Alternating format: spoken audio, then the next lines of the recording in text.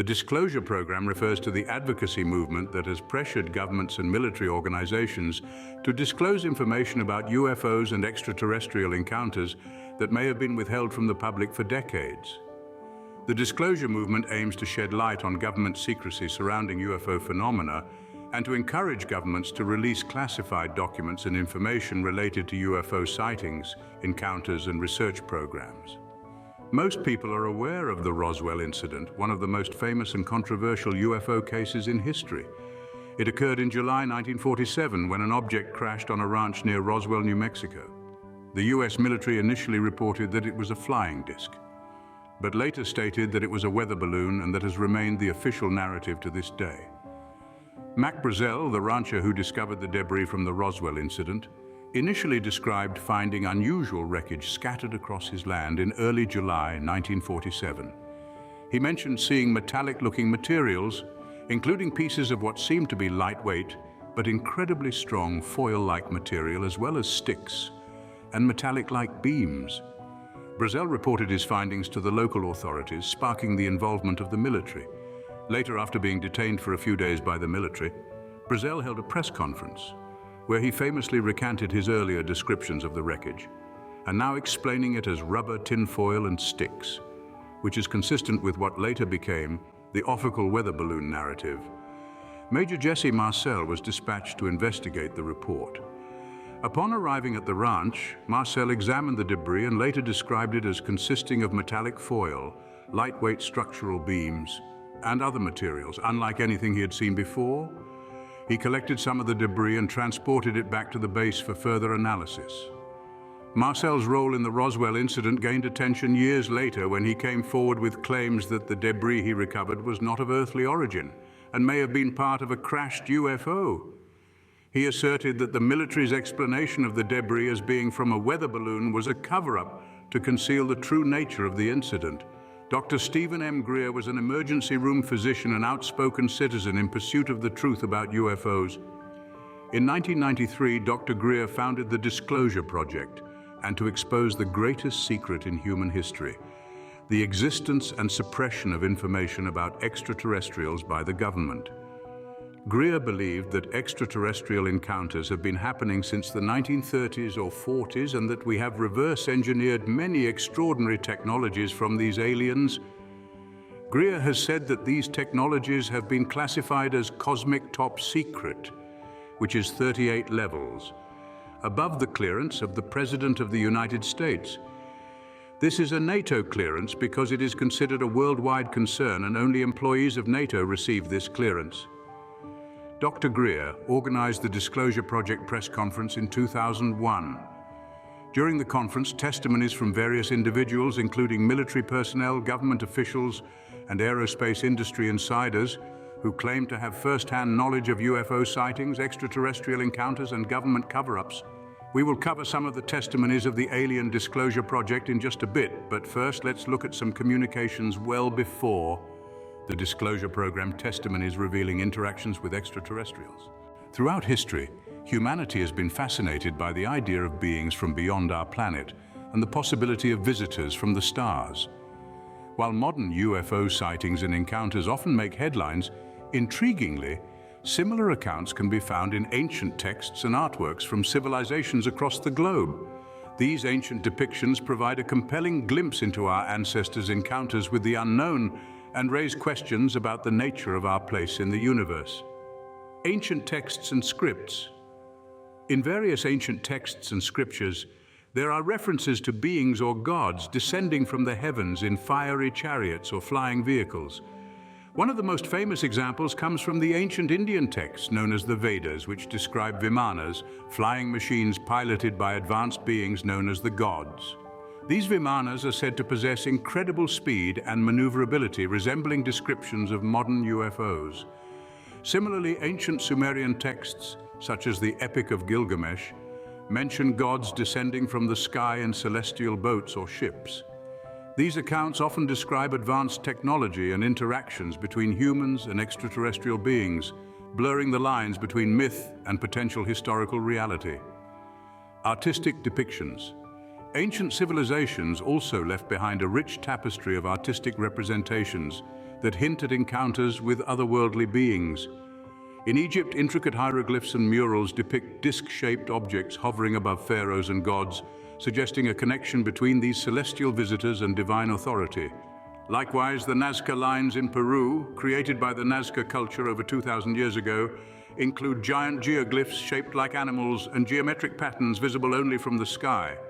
Some researchers speculate that these designs may have been intended as signals or landing markers for extraterrestrial visitors. In Mesoamerica, the Mayan civilization produced intricate artwork featuring humanoid figures wearing elaborate headdresses, resembling modern interpretations of astronauts or beings in spacesuits. These depictions, found in pottery, murals, and stone carvings, raise intriguing questions about the Mayans' understanding of celestial phenomena and potential encounters with beings from other realms. The exploration of ancient writings and artistic depictions of extraterrestrials and UFOs offers a fascinating journey into humanity's collective imagination and historical record. In 2001, around 20 experts testified to retired members of Congress over a period of 5 days at the National Press Club in front of worldwide media about multiple instances of UFO sightings and encounters. Greer provided testimony during the conference, asserting that there exists a vast amount of evidence indicating the reality of UFOs and extraterrestrial visitation. He argued that this evidence has been suppressed by government agencies and urged for greater transparency and disclosure regarding UFO phenomena. Sergeant Carl Wolf, a former U.S. Air Force sergeant, testified that he witnessed photographs of structures on the far side of the moon taken by a lunar orbiter during his time at the National Security Agency. He said that he was part of a team tasked with airbrushing these anomalies out of the images before they were released to the public. Mark McCandlish, an aerospace illustrator, discussed advanced propulsion systems and technology related to UFOs. McCandlish described his research into advanced aerospace technologies and his work as an illustrator depicting conceptual designs of futuristic aircraft and spacecraft. He claimed to have had access to information and documents supporting the existence of advanced propulsion systems that could potentially enable interstellar travel and other capabilities beyond current human technology.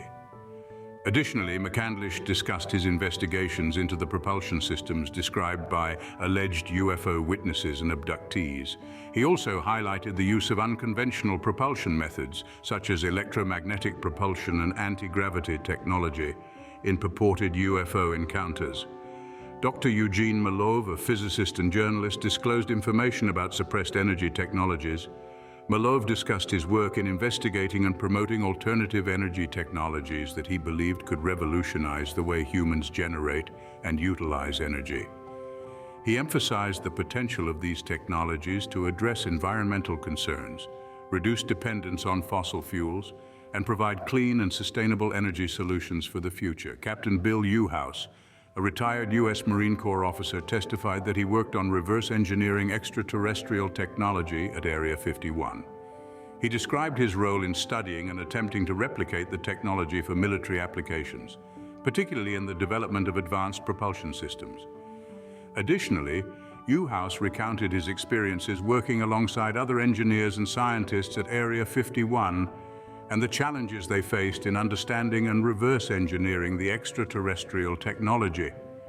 Dr. Richard Haynes, former NASA research scientist, spoke about his research on UFO sightings and pilot encounters.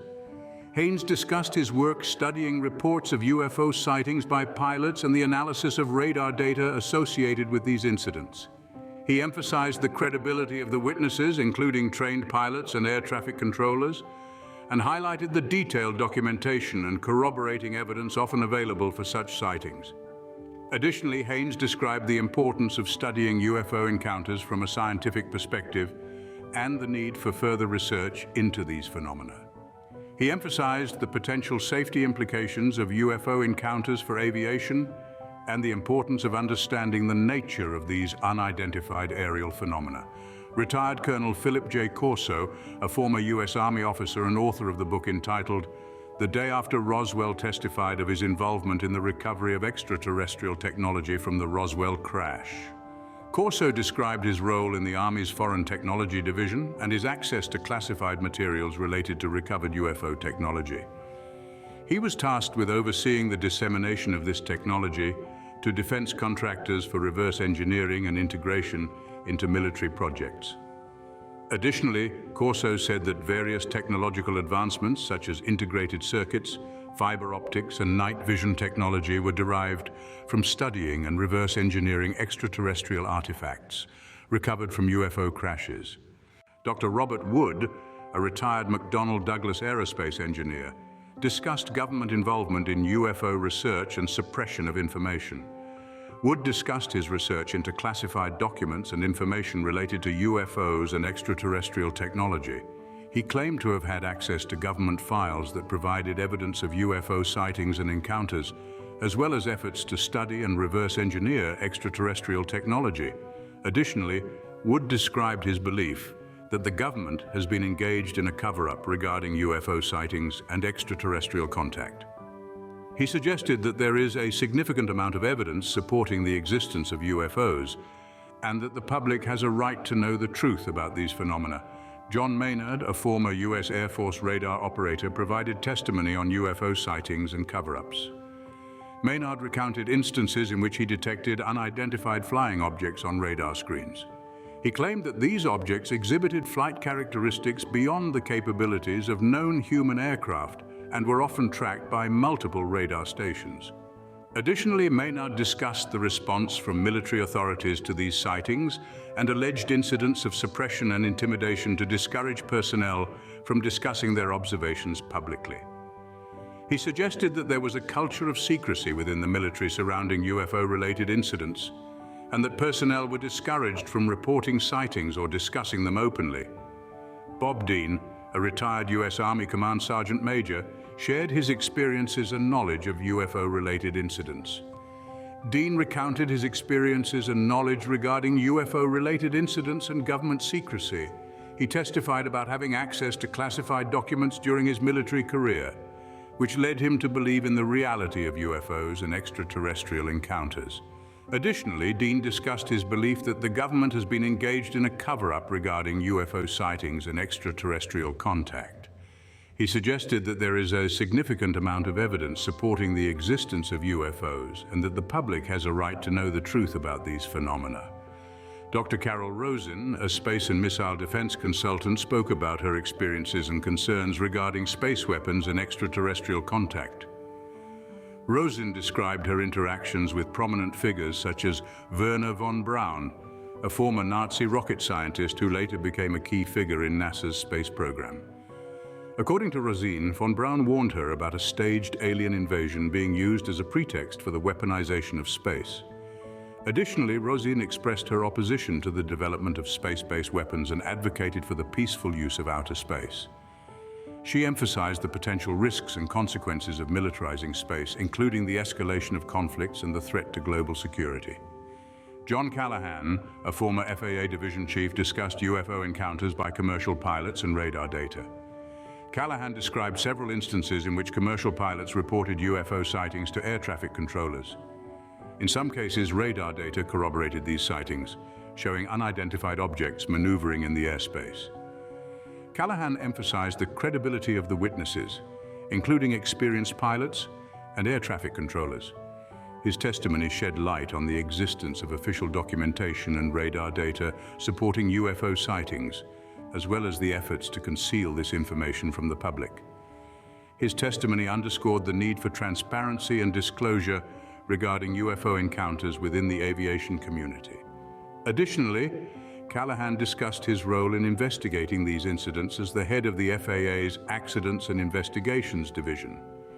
He recounted how the FAA collected radar data and other evidence related to UFO sightings, but was ordered by higher authorities to suppress this information and treat it as classified.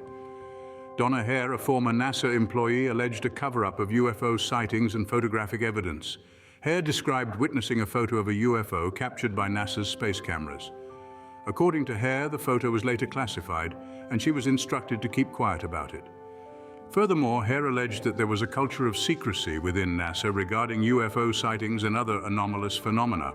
She suggested that NASA officials actively suppressed information about these sightings and discouraged employees from discussing them publicly. Lieutenant Colonel Charles Brown, retired US Air Force officer, spoke about his involvement in UFO-related incidents and the subsequent response from higher-ranking officers and the efforts to suppress information about the sightings. He claimed that there was a culture of secrecy within the military surrounding UFO-related incidents and that personnel were discouraged from discussing their experiences openly. Dan Willis is a former US Navy top-secret witness, testified that he saw UFOs during his naval service and expressed his belief that the government was actively suppressing information about these sightings. He also suggested that there was a culture of secrecy surrounding UFO-related incidents within the military and intelligence communities. Clifford Stone, a retired Army sergeant, disclosed having documented 57 species of extraterrestrial beings, many that looked much like humans. According to Stone, these encounters occurred during his involvement in retrieval operations of crashed UFOs. Any civilization that can routinely traverse galaxies could destroy us in a heartbeat if they wanted to, but they haven't. It is widely believed that the biggest concern that other civilizations have with planet Terra or Earth is our advancements in nuclear capabilities. We are the loose cannons of the universe, apparently. In February 2024, Linda Moulton Howe, investigative journalist and documentary filmmaker, said that at some time in the near future, the President of the United States would announce that we are not alone. The question is, which president? I presented the evidence. What do you think? Is there enough evidence out there to inquire further before making up our minds about extraterrestrials? Keep in mind that this special cosmic clearance is real, and such documents would need NATO to release them, so efforts by the US or other governments to release information may still be partial. Do you think the US government and NATO should release all documents related to UFOs and alien life in full disclosure? And lastly, do you think the people of the world can respond with unconditional love and acceptance to beings of another universe? Keep thinking, guys. Until next time, keep searching. The answers are out there.